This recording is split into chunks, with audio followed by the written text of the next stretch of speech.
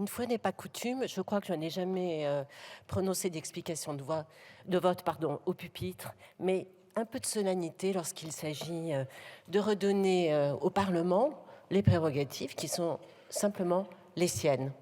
Alors, si notre président a indiqué tout à l'heure que tout avait été dit, il est certain qu'après qu'il se soit lui-même exprimé, il ne reste pas grand-chose à exprimer, si ce n'est qu'une légère répétition pourrait avoir l'intérêt de faire prendre conscience à tous nos collègues ici, au-delà de la Commission des Affaires étrangères, que ce texte est effectivement symbolique, plus que symbolique, parce que sur le fond, de toute façon, il a une raison d'être qui est vraiment incontournable, évaluer la pertinence des programmes de l'aide pour le développement, mais parce que sur la forme, il est certain que, au terme de nombreux échanges qui sont intervenus et auxquels a fait allusion le président Bourlanges, le Parlement peut aujourd'hui avoir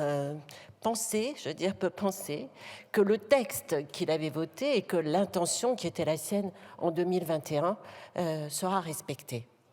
Alors, je reviens sur deux ou trois points essentiels. D'abord, la pertinence et du rapport de ma collègue Maud Gattel. Il est certain que les enjeux y ont été clairement définis sur la proposition de loi de notre président Bourlanges, et cela a permis un débat tout à fait complet lors de la commission qui a adopté cette proposition de loi à l'unanimité, et cela doit être souligné.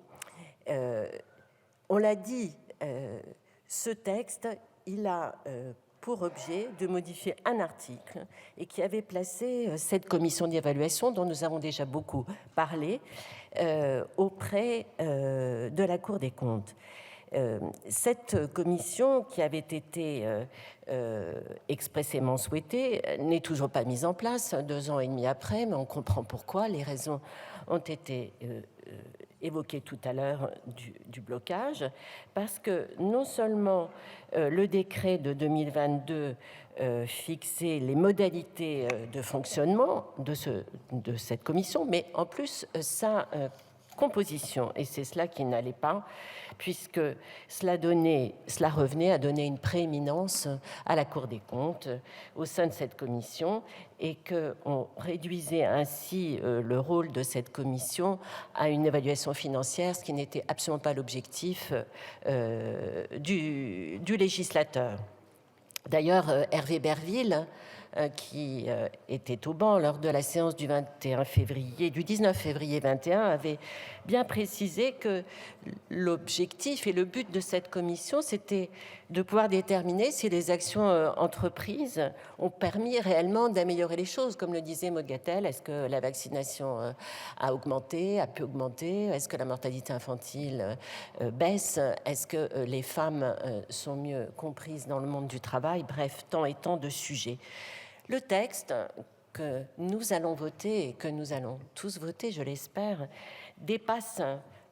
permet de dépasser ce blocage et permet de lui redonner son rôle en la rattachant désormais au ministère de l'Europe et des Affaires étrangères. En réalité, le sujet était que compte tenu de la rédaction du décret, cette commission devait être présidée par le président de la Cour des comptes, et ça n'était pas ce que souhaitait le Parlement.